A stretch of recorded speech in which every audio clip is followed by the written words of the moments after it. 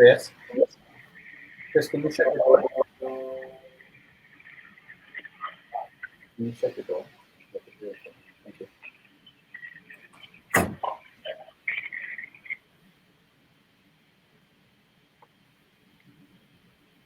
Awesome. I think we did enough sharing in here. So good morning, everyone. We have Dr.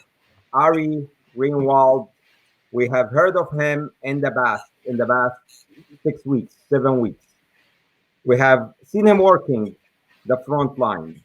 We have heard of his name in Arabic, Urdu, English, different languages. And today he is with us in here. As usual, I'm going to say what I said in Arabic for my Arabic viewers. صباح الخير للمشاهدين، أهلا وسهلا بكم معنا اليوم. بعرف إنه اليوم بكير عليكم، وبعرف إنه Sunday morning لسه على الناس ممكن خاصة بالإجازات اللي هن فيها مش كله موجود، مش كله صاحي. لكن اليوم معنا لقاء مهم جدا. الدكتور آري هو أول دكتور عمل الإمرجنسي ألارم، واول دكتور في كندا، واول دكتور حكى في موضوع الكوفيد 19 وموضوع شو اللي عم يصير في العالم وشو عم يصير في كندا. اليوم معانا دكتور آري ومعانا مايكل لوبلين. هنحكي في موضوع فيروس كورونا، هنحكي في موضوع الكوفيد 19. هنعطيكم اخر الاخبار واخر المعلومات مباشره من الدكتور. اللقاء هيكون بالانجليزي. It is an English interview. هحاول قد ما بقدر اترجم لكم للعربي نحن وعم نحكي، فانا هحاول ارد واجاوب انجليزي عربي. ارجو من الجميع مشاركه الفيديو، هذا واحد من اهم الفيديوهات ومن اهم اللقاءات اللي بنطلع فيها. اليوم احنا مع الدكتور، واحد من اهم دكاتره كندا، الدكتور الاول اللي اعلن عن حاله الطوارئ في كندا، الدكتور اللي حكى كثير عن موضوع الكوفيد 19. هنفوت معكم في هذا اللقاء، تابعوا معنا، ما تزهقوا منا، خليكم عم تتابعونا. واللي عنده اسئله محطوط رابط الاسئله على صفحه جالي السوري، بيدخل على صفحه جالي السوري وبيسال الاسئله اللي بده اياها للدكتور. حنجاوب 5 اسئله في اخر اللقاء. نبدا اللقاء معكم.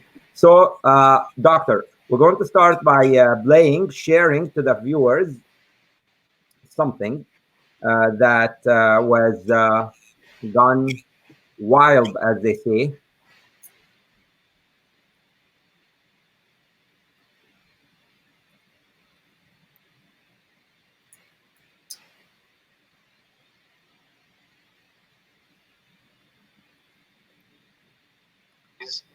And I can tell you that this disease, this virus, is so much smarter than all of us.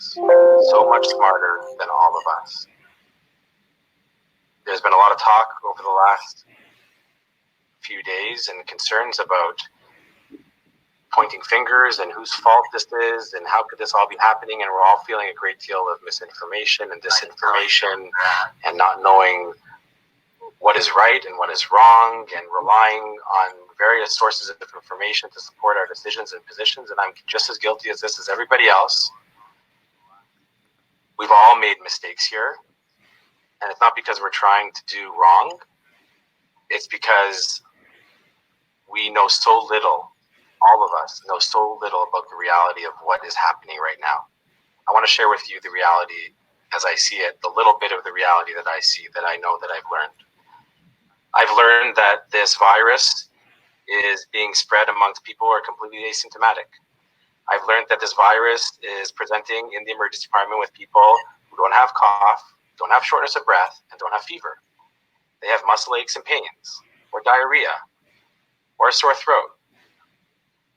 And I've learned as well that our healthcare system, not to any fault of their own, has been applying a testing algorithm which is missing the majority of the cases that are out there circling in our Jewish community and beyond the Jewish community and all over the world without anybody knowing.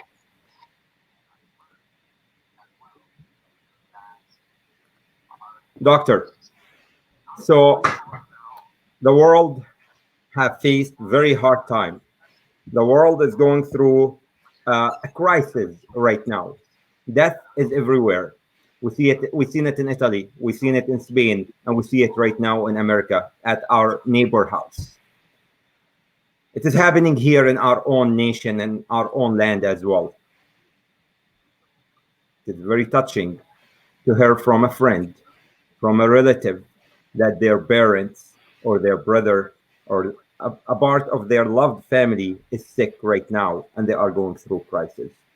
I actually got a call 2 days ago from a refugee who is a Canadian right now, who arrived to Canada 4 years ago, and his father is in bed fighting COVID-19. And unfortunately, we lost him yesterday in Scarborough area. So, tough times. Doctor, the mic is yours. I want you to please tell us what's happening around us. What is COVID-19? What's going on? Where are we? I think everyone knows what COVID-19 is. The mic is yours, doctor. First of all, thank you for having me. Salam alaikum to all your viewers. I think a lot's happened over the last 4 to 6 weeks since that message went out. And I think that we're continuing to learn more and more about what this virus is and how to best combat it.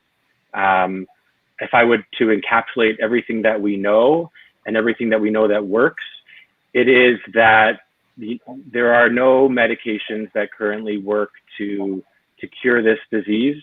The only way that we know to prevent suffering, harm, death is to prevent the spread of this disease. And we know how to prevent the spread of this disease. We know what's worked from other countries that have done that successfully, like South Korea. And what we know works is a combination of physical distancing, as well as keeping your hands clean and covering your mouth and not spreading this, because this is spread through droplets, and mostly it enters your body and it leaves your body through your face.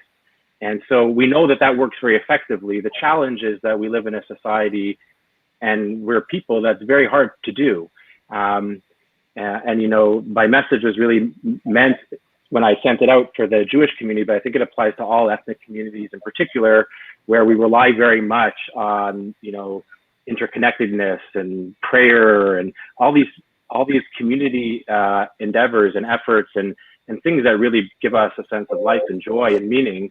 But all of them require us to come together physically. And it's very hard to live in a time now where that's not possible. And everybody's having their own struggles with that. I think that over the last 4 to 6 weeks, majority of people, I think, have heard this message and are making very important steps and difficult steps to prevent the spread of disease, because they understand that.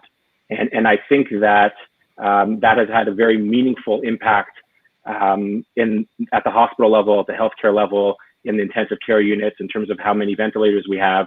We are not currently in Canada in a situation, in Ontario in particular, in a situation like they are in New York and other places, but New York in particular, where they don't have enough capacity in their hospitals. They don't have enough intensive care beds. They don't have enough ventilators, and they're having to make decisions about who lives and who dies based on the resources that they have available. And I think the main reason we are in that position that we're in right now, where we still have capacity, is because people have been doing what they can. The majority of people have been doing what they can to make these very difficult lifestyle changes.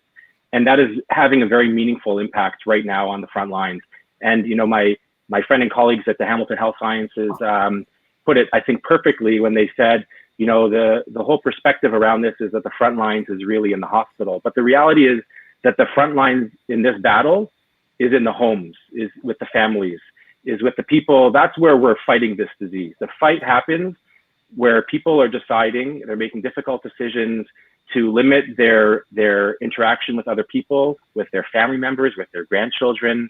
They're doing everything they can, recognizing that they don't understand completely where this virus is and isn't, and who has it and who doesn't, but they understand, and they're hearing the message that in order to prevent the spread from people who may not know that they have it, they have to do everything they can aggressively to distance themselves. And that battle is happening on that front line. I think that is really the front line of this battle.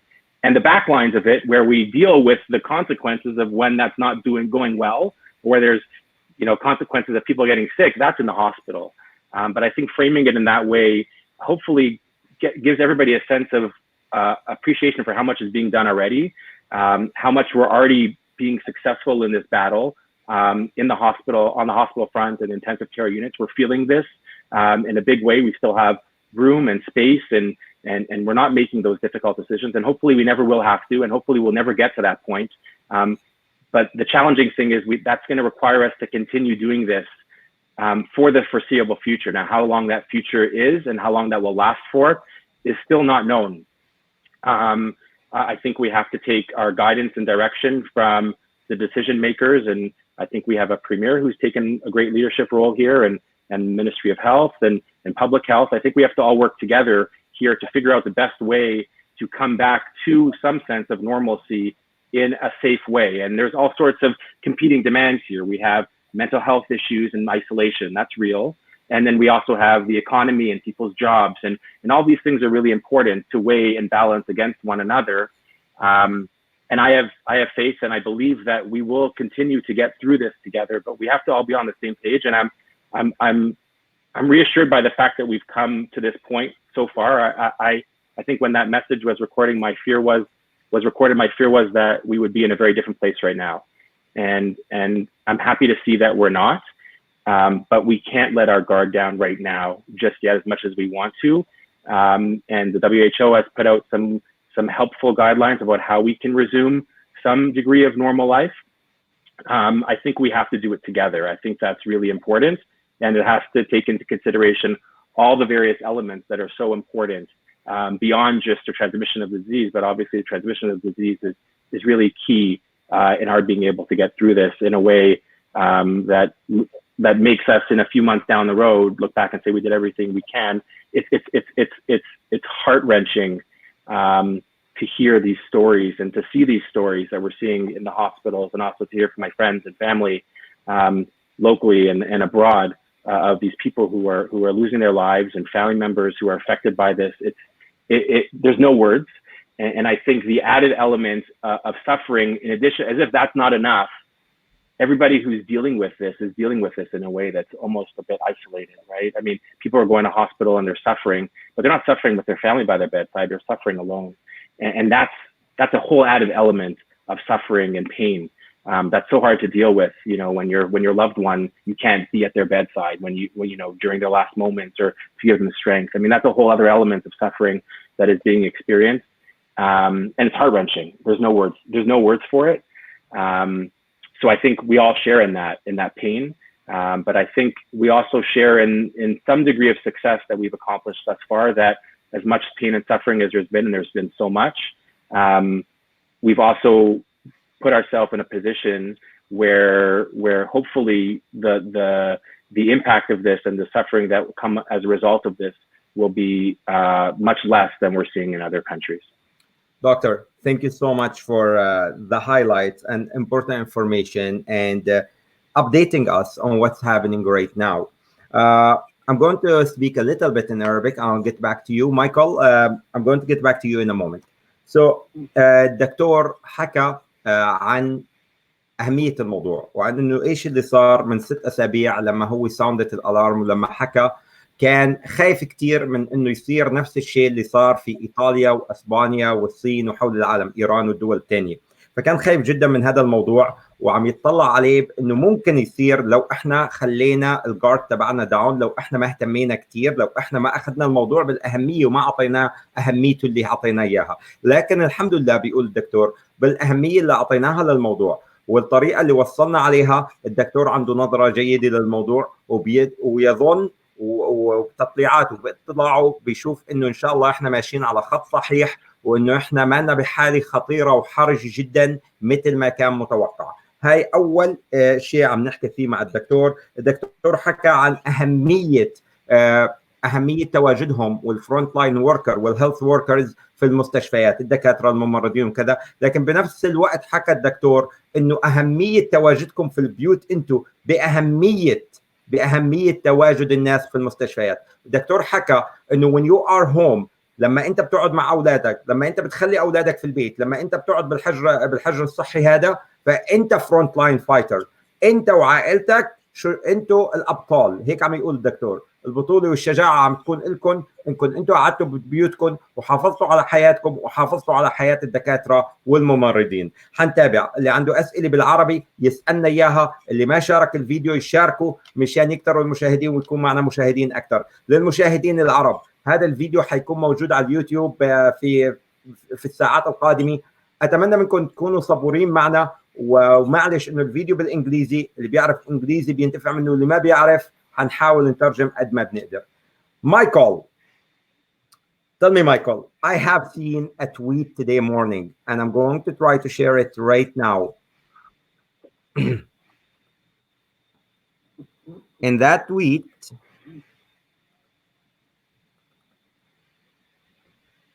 there is a dear nurse that I met personally before, and I want you, Michael, please and kindly, if you could read that tweet for me. Yeah, sure. I don't know who needs to hear this, but I'm a mental health nurse. This is not my usual uniform, nor did I ever expect to be it, nor did I ever expect it to be. We are scared, worried, and just as uncertain as you are, but we smile under these because we are here with you.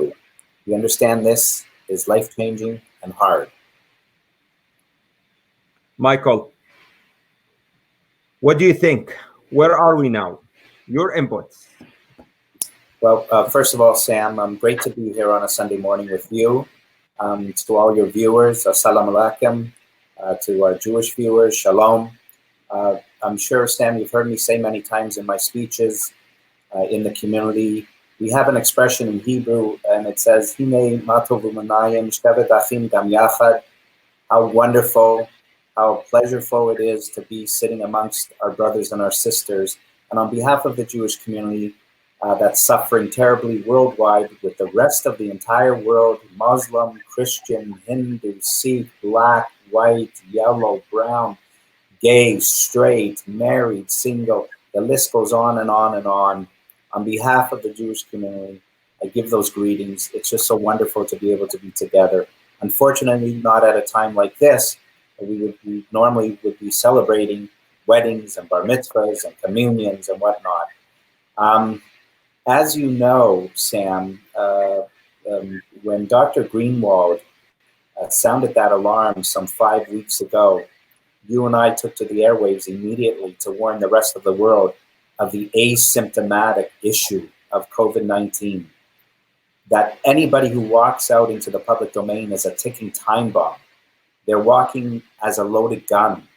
They themselves wouldn't even know whether they're carriers of the disease or not. And as Dr. Greenwald said, you know, there was so little known about the disease at the time, but there was a good sense with those presenters in the emergency rooms that were asymptomatic.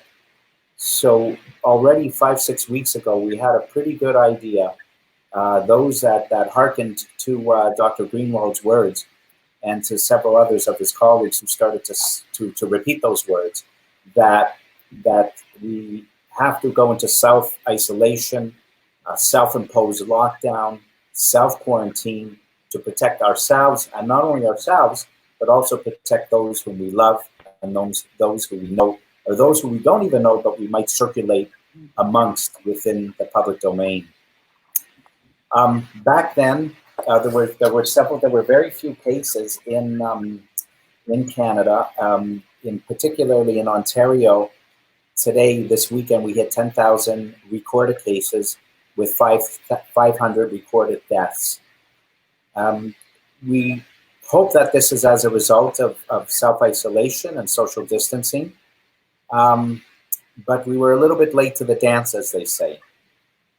Back 5 weeks ago, when we only had 100 cases, Dr. Greenwald was saying the numbers could very easily be 1,000. When we had 1,000 cases, he was saying the numbers could very easily be 10,000. So now in Ontario, we have 10,000 cases. The numbers could very easily be 30,000. And come the end of April, when we peak, if that's the time that we peak, or a week or 2 weeks after, come the middle of May, we might very well see 50,000 cases of COVID-19 in Ontario. And if we're running congruent to those numbers, then we would be looking at no less than 2,500 deaths in Canada. Or sorry, excuse me, 2,500 deaths in Ontario alone. Now, Elie Wiesel, the great voice of the Holocaust, had said that when one person dies, it's a tragedy. When 1 million die, it's merely a statistic. Yeah. So whether it's one person or 2,500 or 25,000, one person was enough for, I think, the panel that's on your show today, Sam. And that's why we immediately got ourselves into action and started to spread the word as best as we could from our living rooms and our offices at home. When I look at the healthcare situation, it was already in trouble. It was already severely burdened. So how much more so with the pressures of COVID-19? And then, like Dr. Greenwald says, add to that the calamity of family members that can't take their loved ones to the hospital, have to say goodbye from a distance, and they never see them or speak to them again. And to know that people that lived such incredible, illustrious lives, I mean, this disease doesn't discriminate. It has taken some of the very best from all walks of life, from all communities around the world. And it just isn't the way it was supposed to end for so many great people that lived into their 90s, that accomplished so much in their lives, that would probably live to be over 100. So it's really, really tough. Just to go to the point of your question, healthcare, as Dr. Greenwald said, we're not in the crisis that we're in New York. We've done a lot of good things. We believe that medicine that's based on socialism, and where our government invests so much into it, should be better off than pure capitalism like the United States. We should never have to make the decisions on who would get a ventilator and who wouldn't, who would live or who would die. Having said that, anything could tip the scales in the opposite direction. We believe we're going in the right direction right now. And the statistics and the numbers and the graphs and the models seem to be showing us that. We could have been in a better position had we acted sooner, more decisively, and had leadership been more bold and decisive. It wasn't, but we're still going in a good direction now. But the wrong move by any government, any leader, any citizen could just tip the scales in the opposite direction, and we could find ourselves right back at the beginning again. This would put grave consequences upon our healthcare system and upon the frontline workers who already find themselves burdened both emotionally, physically, mentally, all of the faculties and capacities that make up their essential duties and beings as frontline workers. They would be in a precarious situation should things go the other way. So hopefully they won't, and I'll leave that at that. Thank you, Michael. I really appreciate it. So again, in Arabic, كما يقول السيد مايكل انه الموضوع كان ممكن يكون اخطر من هيك، لكننا لساتنا في حاله خطر وفي حال عدم التأني والخروج الان، وفي حال انه ناخذ الموضوع بدون حرص ونطلع، ممكن نعرض نفسنا، ممكن نعرض العالم لخطر مره ثانيه. قال لك اعتبر حالك، واعتبرنا حالنا احنا في السابق كاننا قنابل متفجره في الطريق، نحن الاشخاص، لانه نحن اذا احنا معنا فيروس فاحنا كاننا قنبله متفجره ماشيه في الشارع، ممكن تنفجر، ممكن تعطي هذا المرض لاي احد ثاني. قال لك بما اننا نظرنا على الموضوع بهذا الشكل وقعدنا في بيوتنا فاحنا خففنا الارقام بشكل كبير. لكن حنحكي معاكم اكثر وحندخل في الموضوع، وحجاوب على اخي شاهر وجميع المشاهدين، حجاوب على كل الاسئله خلال اللحظات القادمه. لكن الان بدي ادخل معاهم بالارقام، بدي ادخل معاهم واحكي معاهم في ارقام شو اللي عم يصير، الارقام العالميه، الارقام اللي وصلنا احنا ل2.5 مليون تقريبا حاله فيروس، 162,000 حاله موت، بدنا حاله وفاه، بدنا نحكي بالارقام وبدي اشوف لوين احنا رايحين. شكرا كثير لكل المتابعين، ارجو منكم الصبر مره ثانيه والمتابعه معنا ونرجع للضيوف. So Michael and Dr. Ari, I want to act in here as the devil advocate, and I want to play the other role, because we can't be all the good guys in here. We can't be all just the good news bringer. So I wanted to argue the point that the world is not doing very well right now. The numbers that I see, 2.5 million cases so far in the world, 162,000 deaths in the world. The recovery rate is not, it is 600,000 recovered so far. And I wanted to talk about how people are looking at the rate of 3 to 4%, but they don't look at the rate of the outcome, because the rate that I think and researchers look at is the outcome. Okay, you have an outcome, you have 10 people who have outcome.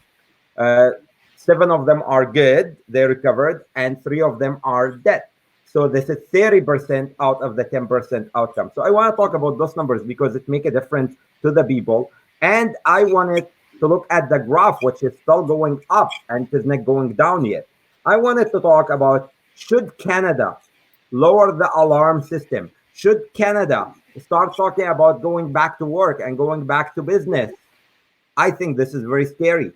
I think going instead of alarming the putting the alarm on, and instead of telling people stay home more, instead of instead of shutting down, actually, especially at, we've been raising up from number 40 in the world, or number 55 when we started. It is like a World Cup, but it's a very bad competition. And we raised to number 20. Right now we are sitting at, we competing between number 12 and 13 on the finals. So we are in the final 16. I know it is not funny, but this is how it is. We sit at 33,000, 34,000 cases right now, 1,500 deaths. As Michael said, this is not an easy number for me to take. 1,500 deaths is a lot. But I have claimed, and I have said before, that by the end of April, we're going to have 50,000 cases in Canada. Me and Michael have wrote that on our social media. And at the numbers I'm looking right now, we're not even at mid-April. So actually we are not in a, it doesn't show any good sign to me as a viewer. I'm not a doctor, I'm just a viewer, a researcher, a person who reads. And at 33,000 cases, we're not even halfway April. By the end of April, it's going to be far more than 50,000 cases based on the graph that we see. Doctor, what do you say about that? So first of all, I just want to clarify things. We're past 50,000 cases already. We're past 50,000 cases. The numbers that are being reported are numbers of tests that were done for people who met criteria for those tests that were then reported as positive. And there's a lot of limitations to that information. Number one, most of the people who have this, and anybody who's watching this who knows people who have had symptoms over the last, 4 to 6 weeks, knows that majority of people who have had any degree of symptoms, and some symptoms are as mild as loss of taste or smell, some diarrhea.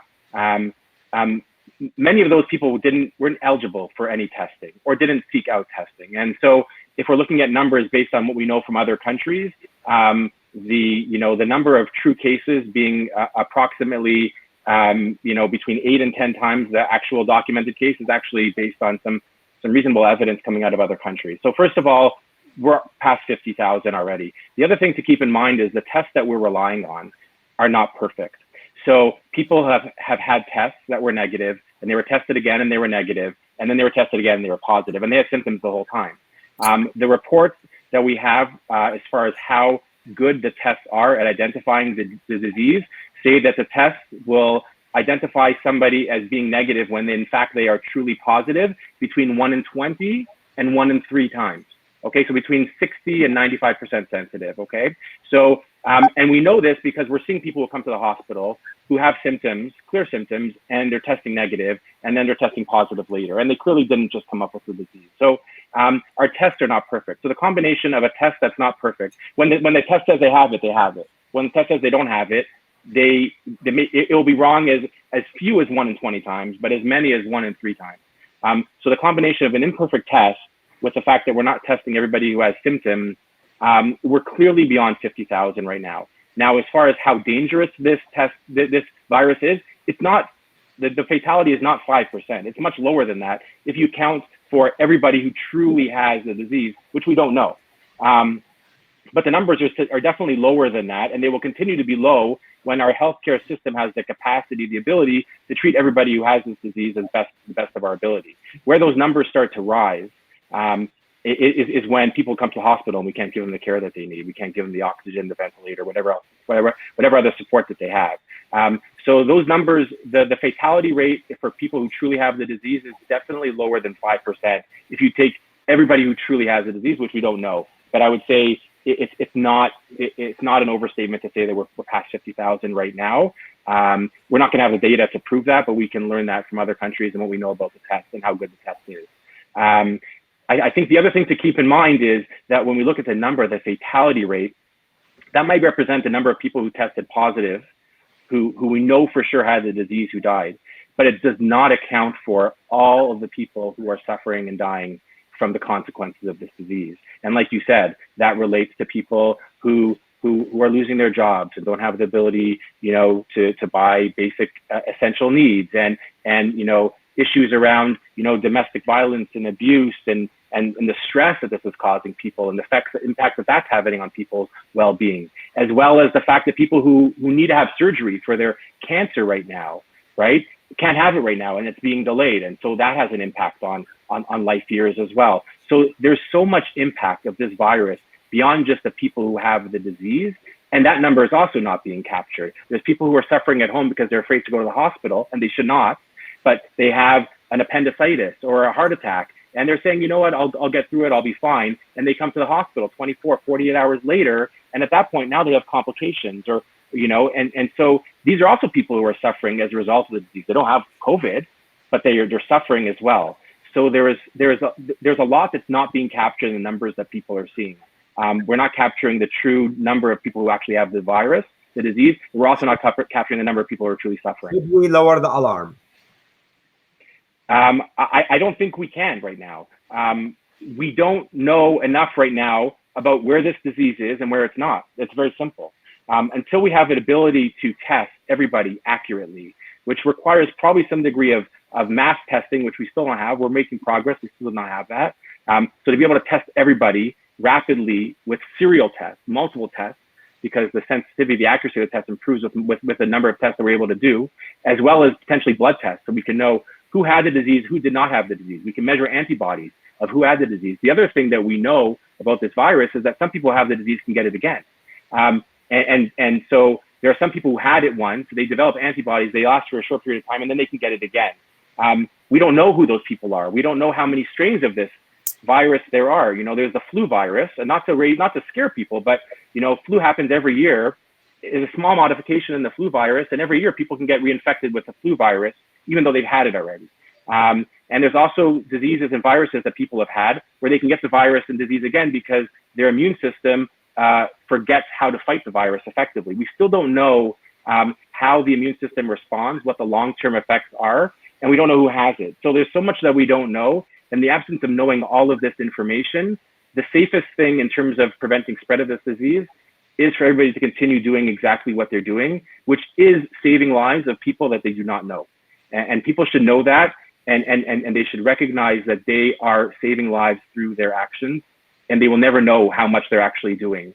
As far as the other implications of that isolation and the limitations it's having, that's also very real. And that's also leading to suffering, absolutely.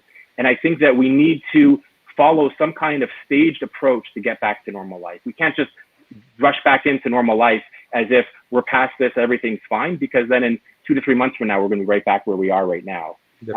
So we need to do this in a smart way. We need to do this collectively as a society, jointly, with good leadership, with strong leadership, recognizing all the different elements that are at play here. And there are many, many elements at play here.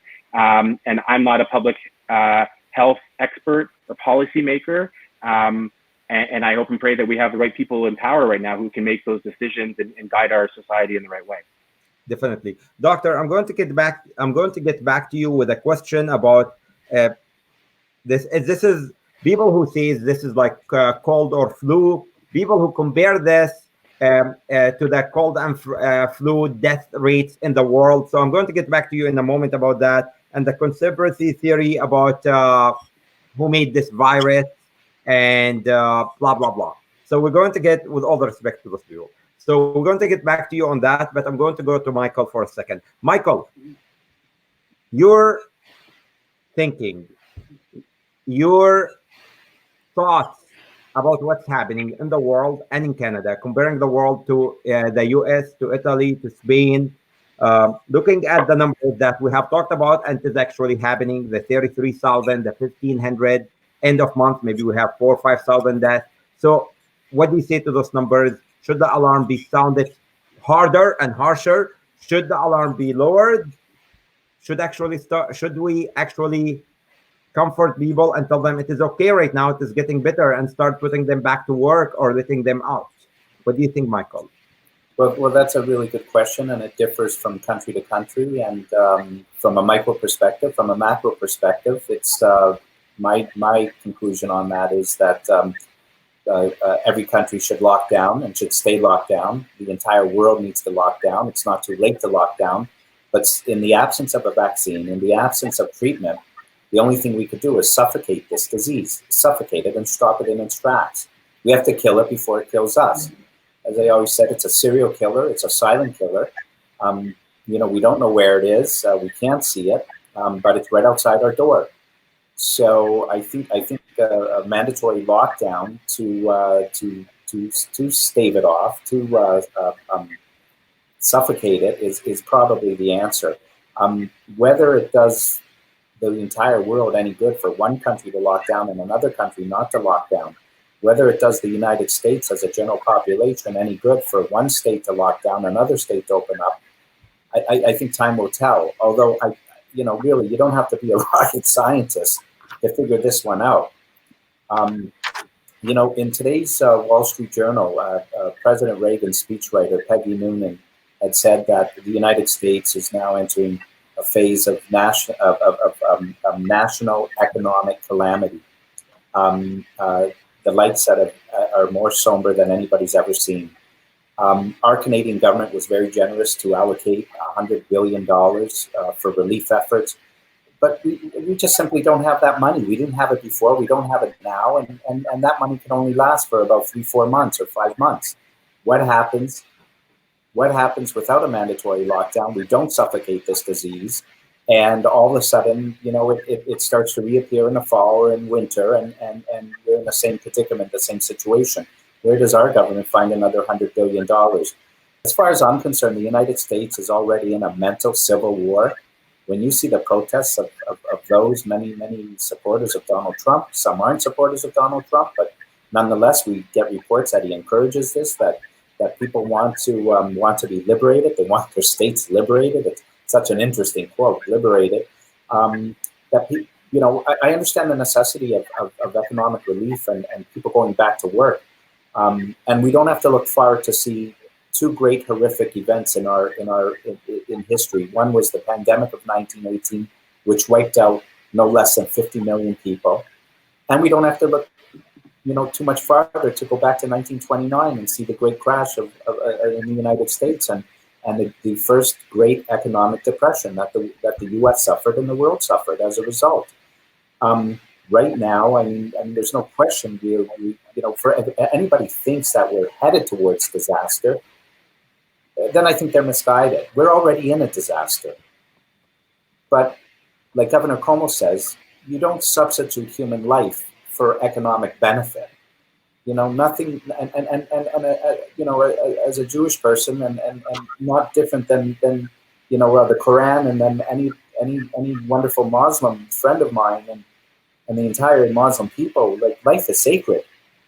Every single life is sacred. We do what we have to. We have to make sacrifices at this time, economic sacrifices, to save every single life that we can. And that's the balance that we're going to have to strike. And it's gonna take medical doctors of economics and finance. I would call them plastic surgeons that can do real fine microsurgery to kind of steady this ship through these treacherous economic waters that we find ourselves in Canada and around the world. Not to mention that this disease hasn't quite yet gotten to the developing countries. So when Sam, you and I have said, when people called us crazy weeks ago, that millions of people are going to end up losing their lives in this pandemic, but it can't happen in contemporary times. It won't happen. This thing it's still going to hit the developing countries. They don't have the capacity, the support systems, the medicine, the advancement, the treatment, the hospitalization, the hygiene. They just don't have what we have in the G20. So, we're in a disastrous situation already, unfortunately. Thank you, Michael.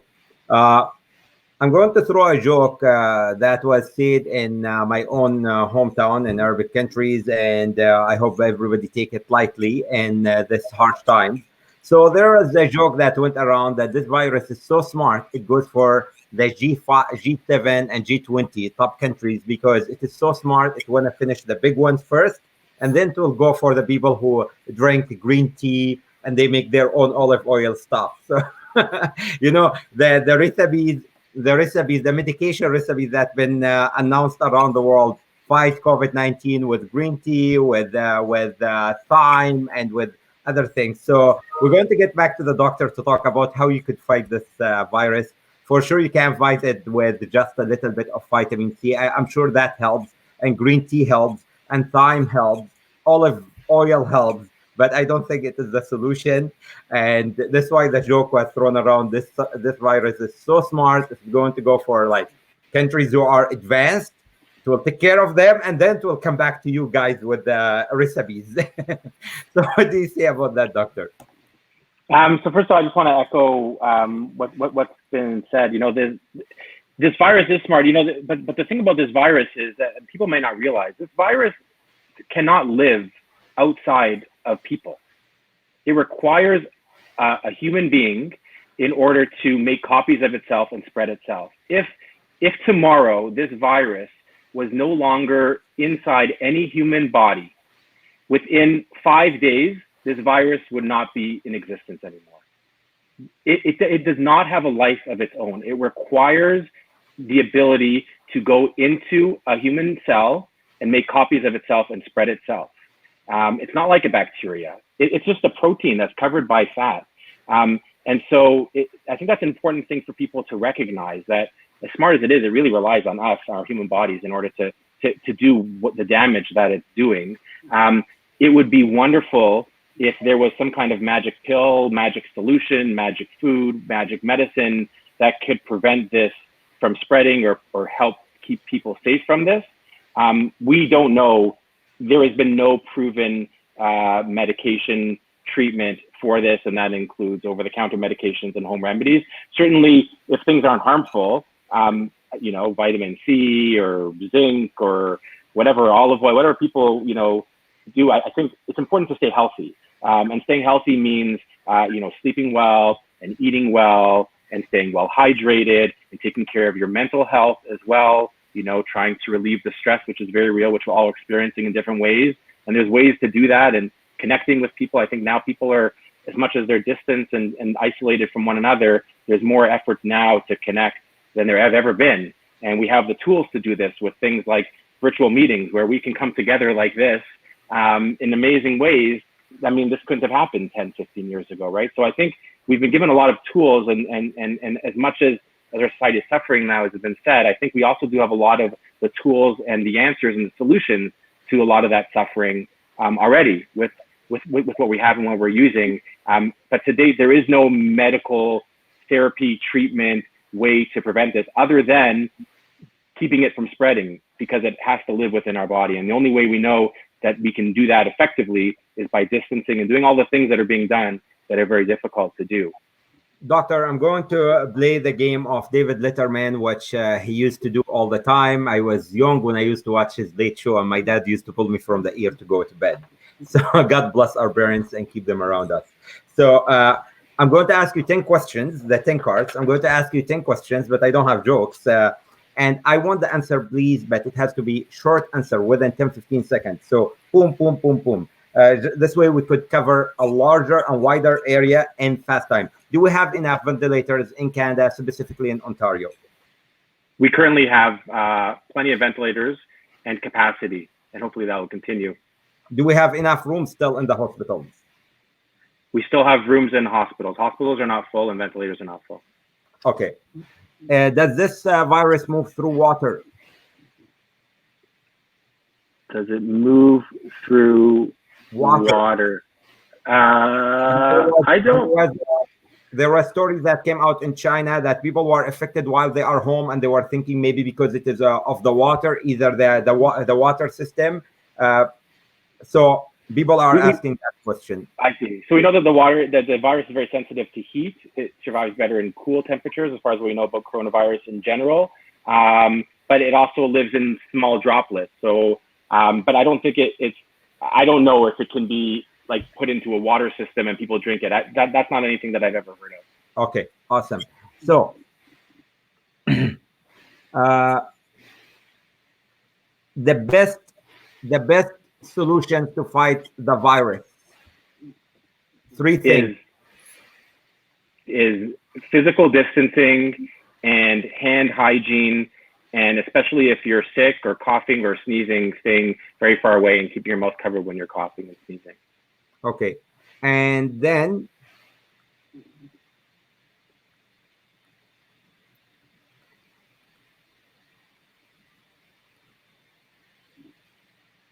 does the heat that's coming up, when it gets hotter, does it kill the virus? I don't think we know yet, but there are definitely plenty of places, countries that are very warm that are suffering from this. So I don't think we can rely on hot temperatures. Although what happens generally during hot temperatures, just to clarify, is generally during hot temperatures, people spend less time in closed, small spaces. So that may be an element of why some viruses tend to not spread so much in the summertime, because in the summertime, people are out in the air and they're not so close together. But I don't think the heat in and of itself is really protective. Okay. Does the air dryer and the hair dryer help? I don't know. I wouldn't that video. So people are getting the hair dryer and putting it on their throat for like 5 minutes. I wouldn't. Opening their mouth and putting the hair dryer. I wouldn't recommend that. They actually hydrating themselves and they're getting the opposite instead of drinking water. So yeah, is drinking hot stuff help? I don't know the answer to that, but if you have a sore throat, it's probably good to have a warm cup of tea. Okay. Can we compare flu and this virus? That's a question from someone. So there are so many ways that this virus presents. For some people, this virus is much milder than any flu or cold that they've had. It's very mild. They might just lose their taste and smell for a few days and have to make some pains, a little bit of diarrhea. Maybe they don't have any of that. And then for other people, it's much worse than much worse than the flu. I've heard from people who are saying, you know, I had the flu and they said it was like the flu, and this is like 10 times worse than the worst flu I've ever had. And then there's obviously the extreme of people who are, you know, dying, and they're even dying at home before they can get to the hospital. So this virus can present in so many different ways, and we don't really know who's going to get which form of this virus and how long that's going to last for. There's people who start with very mild symptoms who get very sick. Some people start with very sick symptoms initially and they get very sick right away. There's just so much we don't know about how this virus presents. So for some people, it's much less than the flu. For some people, it's much worse than the flu. And it's hard to know who those people are going to be. We think it may be related to their age or some medical condition, but there's a lot of young people who are suffering much more than we expected, who are very healthy. Doctor, mental health. So basically a question from someone, and they're saying this virus attack vulnerable meaning people with cancer, people with heart disease, and so on.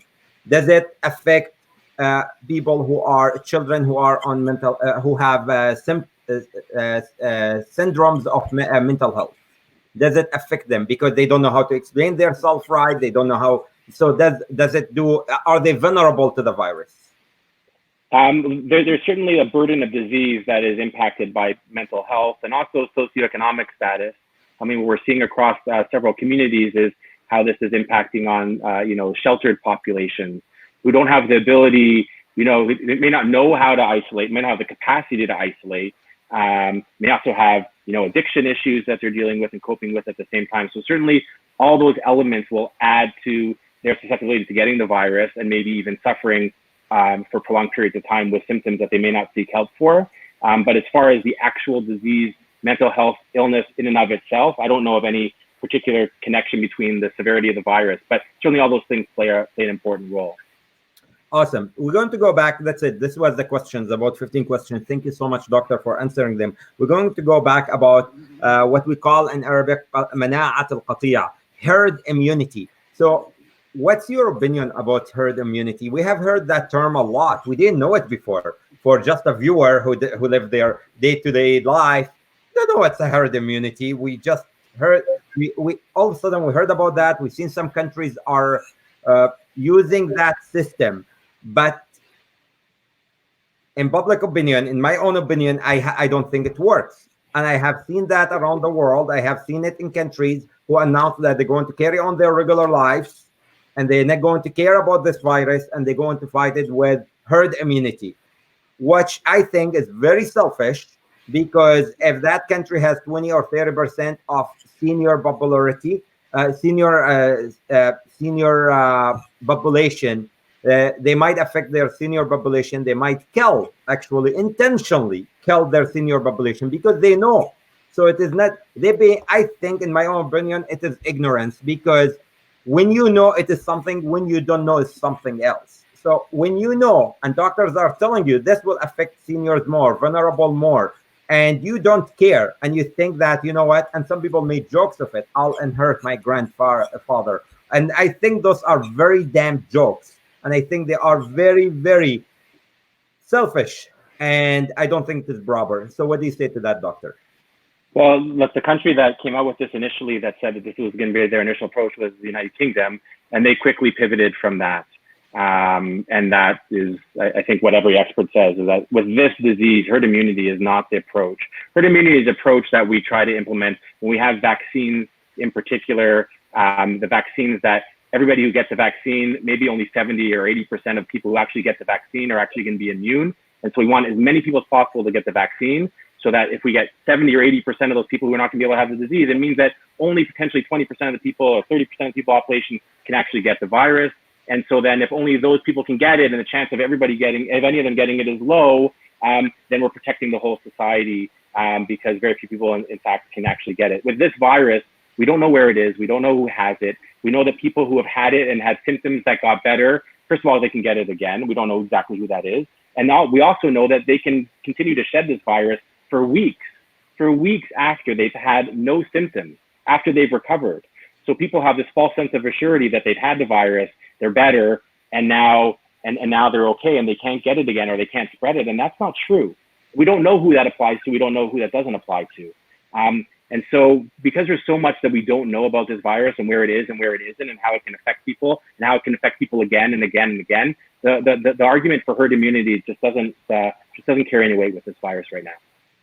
Thank you, doctor. So basically, I'm going to take my call about, I have a question for you about Ramadan. It is very important to mention that this Ramadan for Muslim communities around the world, around the door, it is in like just 5-6 days.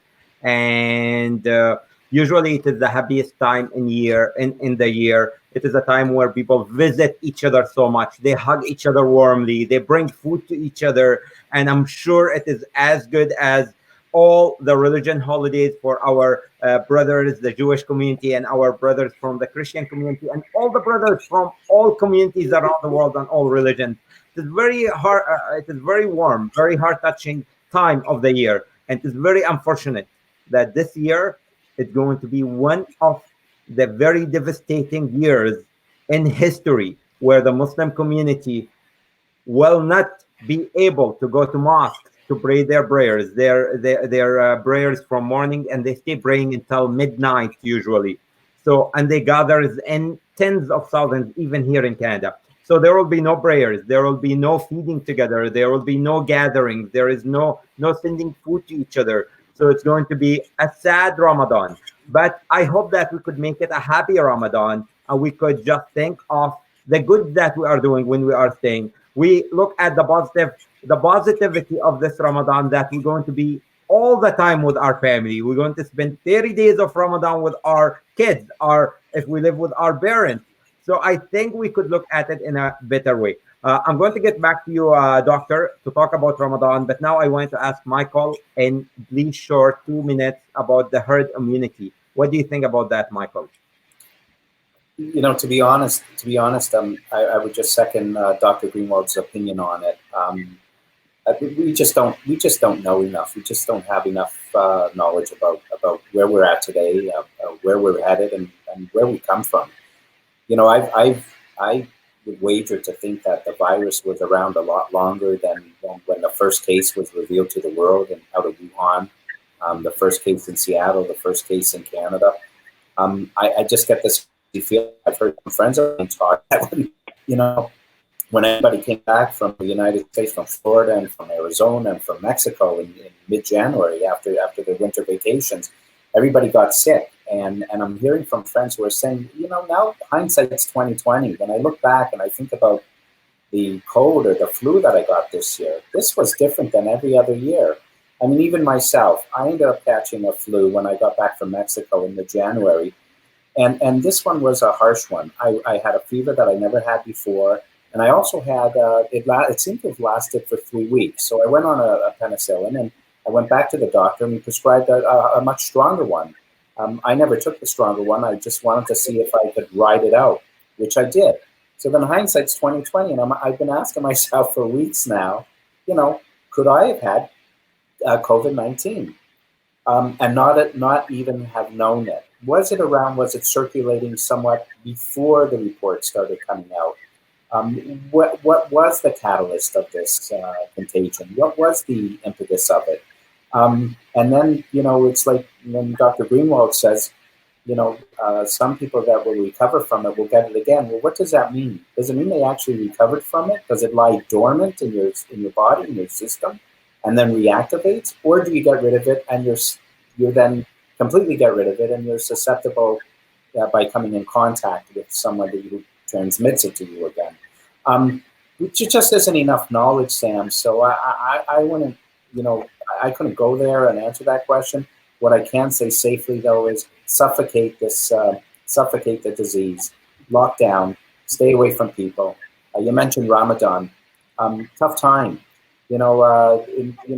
After spending so many years building bridges between the Jewish and the Muslim community, I mean, Ramadan's my favorite time because every night I'm eating in a different home. Me and you together, Michael. We've been in the same Ramadan. We had at least maybe 3, 4, 5 iftars in each Ramadan. Me and Michael next to each other. So I mean, it's funny because everybody fasts on Ramadan, and I never did fast, but I certainly went to every festive meal afterwards. So I would gain 30 pounds, and everybody would lose 30 pounds. My standing joke was to everybody in the community, well, if something goes wrong and you lose your job, at least you could all get positions as supermodels. But it's tough, and we just celebrated Passover, and it was the weirdest Passover of my entire life, 59 years. Not to mention thinking about my community and the community in New York, where I was raised and where I came from, losing friends that are my age, and then all the parents that took me in at Sabbath meals and Jewish festive meals, and these are incredible people, legends and saints, and who rescued the lives of other people and saved the lives of other people and dished out tens of millions of dollars in charity around the world, and to see them in their 90s just perish, like almost perishing out of thin air, in a matter of days or a week.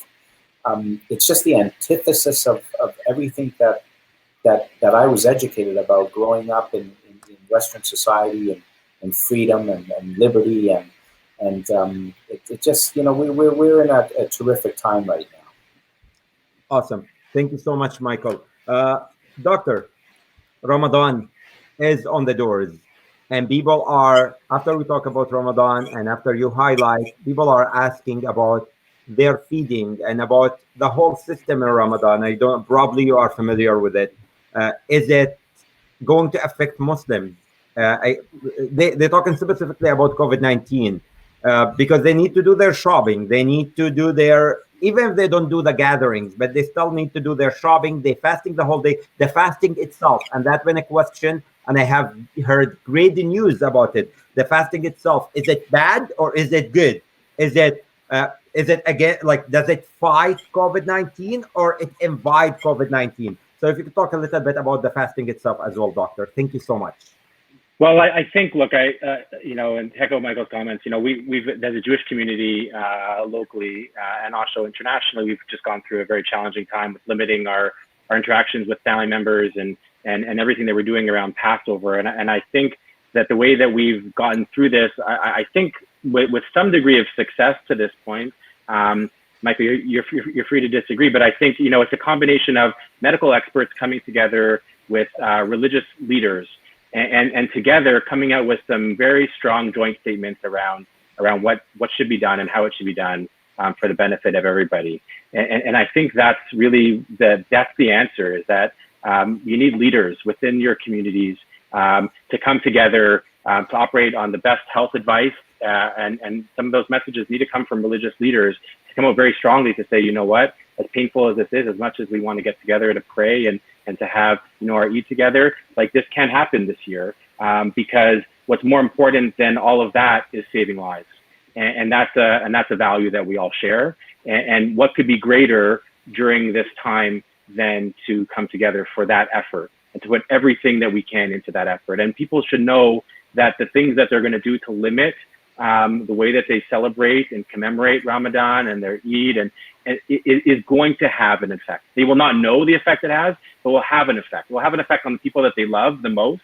You know, grandparents and grandchildren not being able to see each other because you want to protect your grandparents from this virus that your grandchildren might have. That's important.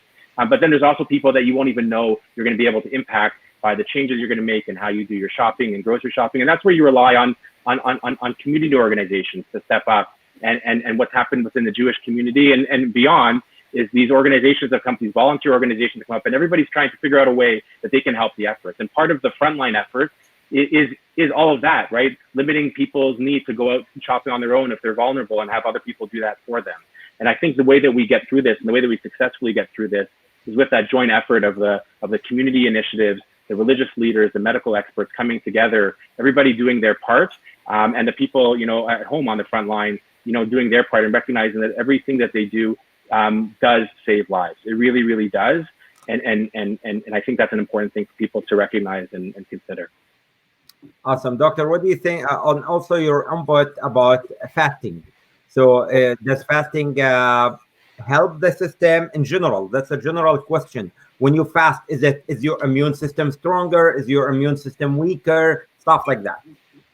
So I can't really speak to this. What I would suggest is that I know that there's a lot of Muslim medical experts who are working together with other community leaders. And I think that you should look to their statements and what they're guiding and how they're guiding, because they're sensitive to the needs, you know, the religious needs, the cultural needs, as well as the medical advice and guidance. So look to your experts, and hopefully, and I've seen very strong leadership within these communities.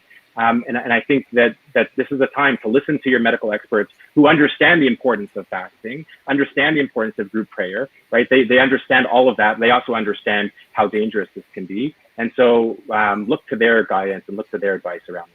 Definitely, doctor. So basically, it was announced around the Arab and the Middle East world, or around the world, Muslim communities. So doctors have spoke, and they spoke about how healthy fasting is, because it lowers some stuff in the body. It makes the body stronger. So in general, fasting is a good thing, and that's why some doctors ask people to fast regardless of their religion, just to protect their body, especially people with diabetes and stuff like this. So they say fasting is a good thing. Now, gathering is something else. Everyone around the world have talked. Gathering shouldn't be there at all. So I'm going to see if we have any more questions in there. Michael, what do you think of fasting? Well, I mean, I in order to maintain my my wonderful. You run a franchise business, so I don't know if fasting will help you or not. So based on your franchise of financial opinion. Well, I think you recall I posted a picture 2 weeks ago or 3 weeks ago. After 10 days of lockdown, self-imposed lockdown, I lost 13 pounds. I've been eating healthy, extremely healthy. A lot of proteins, a lot of vegetables. I'm on vitamins. Of course, I can't run. I can't be on the track. But I'm addicted to food. That is my addiction. I love food, and that's why I'm in the food industry. But you know, I do intermittent fasting to maintain my weight. And as a 59-year-old Jewish person, very susceptible to heart disease and diabetes, I don't have any of that. So you know, I watch myself to maintain myself. You know, the silver lining always is everything is there's a cause and effect. and it's okay. This is the predicament we find ourselves in. What are we going to do about it? You know, and I chose to make it a very happy time of my life, which I have in my home and with my family here. And I spoke to a couple friends from around the world just the other day, and they said, "How are you coping? I mean, you've lost a lot of friends, but how are you doing?" And the answer was, "I'm actually doing quite well indeed." I have found myself, and I know this sounds strange, but I found myself amidst the COVID crisis at the very happiest time of my life. I've looked inward, I've looked upward to the Lord, I've looked around the world to see the goodness and the relief that's going on right here in the local community. Sammy, you know, and I know how many people have sprung to action in the Muslim community, going out there providing relief to the entire city of Toronto, the entire GTHA, and it's been remarkable. There are so many modern day heroes. You know, Canada gives out an incredible award called the Order of Canada, and it's for some very, very special people that have made enormous contributions. I think in 2 years and 24 months, when we're finally out of this thing, I think the government owes a couple 100,000 Orders of Canada to a couple 100,000 Canadians that have really done a remarkable job. Now, I wish I could be out there doing a lot of things, but for me, I realize that the safest place and the best contribution I can make to Canadian society is lock myself down. Don't become another statistic. Don't become a burden on the system. And don't, God forbid, if I'm asymptomatic, don't pass it on to somebody else. Or don't be responsible for, God forbid, killing somebody else. Awesome. So I feel that I'm doing my part. Thank you, Michael. Definitely. Doctor, we wouldn't keep you much more. About 5 minutes, we'll wrap it up. But I have a question from me. And that question, please take it lightly and try to answer whatever you can of it. Did you get a message from the government in an envelope and it has a seal on it, and the seal has 3 other seals, and it is in 3 envelopes, and then you have to go to secret room to open that envelope, and inside that last envelope there is a message to you telling you that the medicine is coming and the shots are coming, but there is a chip inside that shot that will be inserted into every human so the governments could track them? Did you get that message, doctor? No, I have not gotten that message. Michael, do you know anything about that message? No, I don't. So it is a conspiracy theory that's been going around, and people actually talking about it widely. And I have seen shows like our show talking about that, and they have a picture of a little chip. It looks like it is like a nano chip that the governments around the world want to insert that chip in human to track them down, and that's why they created this virus. And even if a couple million dies, but in the end of the day, they will have control of humanity. So I told them I'm going to ask the doctor if he got that envelope inside 3 envelopes with a big in it. And I can also say I've been in touch with hundreds, if not thousands, of other frontline healthcare providers, and none of them have gotten that either. Okay, it's good to hear this news. So if anybody watching, please tell our other viewers who are spreading this kind of craziness around the world, this is serious. This is a virus, and it is affecting all of our life. And to my knowledge, it is not made by human. To my knowledge, it is not to kill humanity. To my knowledge, it is not by governments and by people. To my knowledge, it is not a conspiracy theory that people want to insert chips in you. It is not an alien thing where aliens are coming to take control of Earth. Michael, what do you want to say about that? Well, you know, I probably I think I'll defer to Dr. Greenwald because if we're going to talk about the virus as itself, I think we really know what it is. I've heard an enormous amount of conspiracy theories also, and some of them are pretty good. They'll make for great movies. But I mean, and it's funny when you say inserting a microchip. I have a Siamese cat that's sitting right next to me, and I mean, we put these microchips in our pets, inside our pets, so when they're lost, we could find them. I mean, it's very strange. I don't know where the world is headed. I don't know where we're going. Maybe we'll find life on Mars. It's hard to say. But what I can say is that if there was a time that we needed redemption, if there was ever a time that we needed redemption in general for the entire planet, and if it came in the form of a man and we needed a redeemer, today would be the day. Now is the time.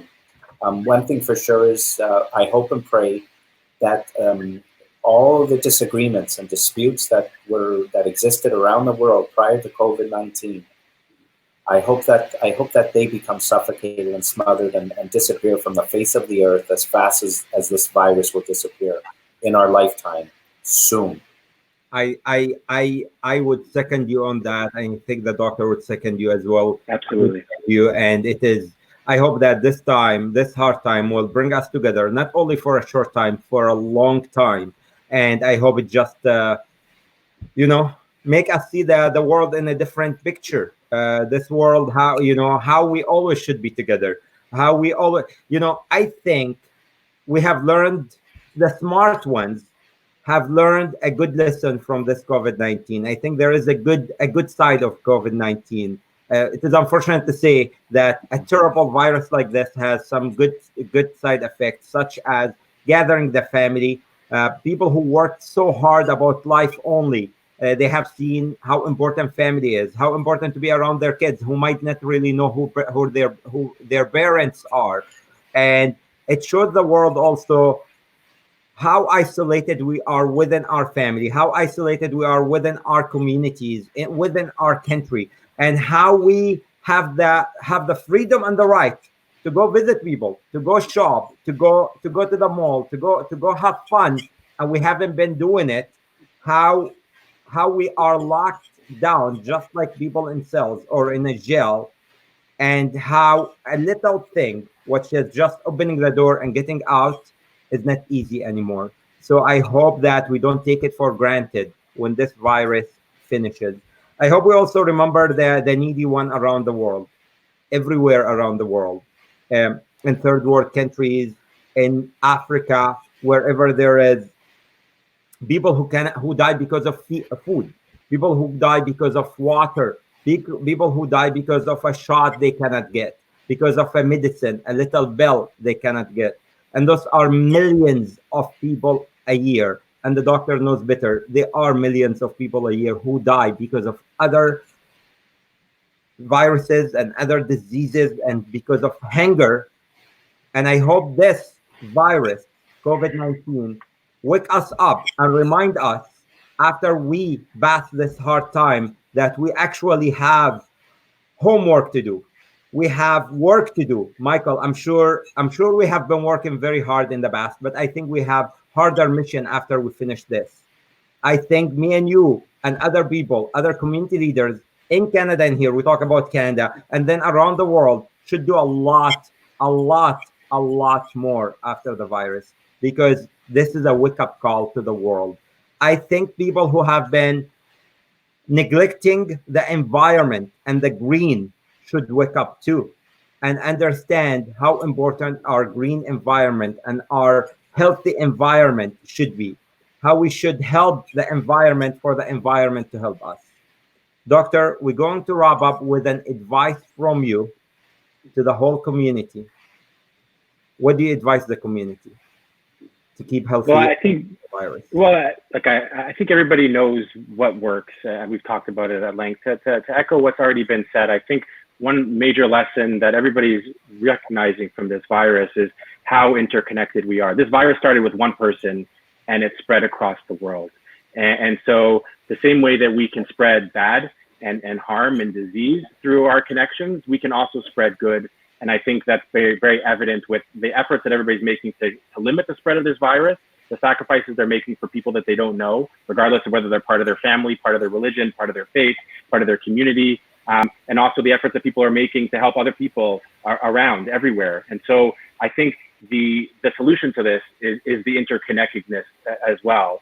And I want to just implore that everybody should continue to be mindful of how much it is important that we continue to protect one another and be there for one another. And hopefully, like has been said, this can be a way for us all to really come together in a new way and move beyond our differences and recognize that we all really have a shared humanity that is really so important and so essential. Michael, last couple words. You know, we learn that when we encounter days of darkness, we need to counteract that with light. And we learn from Scripture and all religions that acts of goodness and kindness bring light into the world. Each individual is a lamplighter. Each individual is capable of doing acts of goodness and kindness. And it's just that one act from somebody on this planet that God is going to recognize and he's going to see.